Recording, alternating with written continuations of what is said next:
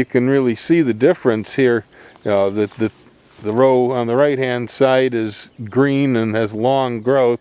The row on the left-hand side is yellow and the growth is short. Now you're saying that's the only difference between. That's the only difference. You got the same nutritional fertilization supplements. And the same. And so the inoculation was based on inoculum grown from bamboo and inoculum grown from old forest. From old forest. That's correct. And that's this is the basis of the principle. What else do you put on? Very important that you try to achieve a C/N ratio of 25:1 in your compost pile.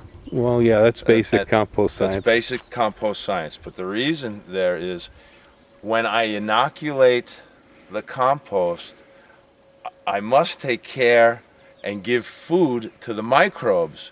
Now I am trying to feed the microbes because I want them to multiply.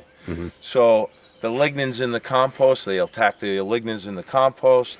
There also has to be a nitrogen value in that compost to feed the microbes. What I do is I do add organic fertilizer to the compost when I inoculate, because the mentality is to feed the microbes, and I want to replicate the microbes. Yeah, you want some excess fuel to burn to run the process. So when they get inoculate, when they come out in the field or the soil, they've got food, they're ready to go, and they're consuming. And you see the process of it is to emulate the forest? It's to emulate the forest. The forest doesn't have somebody throwing fertilizer in there once a year. It's a self-nutritious closed system. Try to duplicate that in farming. So you're terraforming the bohoi here, using the weeds and the inoculants and breaking the weeds down. They do get weed whacked, but I look at this as slow release fertilizer. Sure. And you're creating the desmodium and the grasses you got here.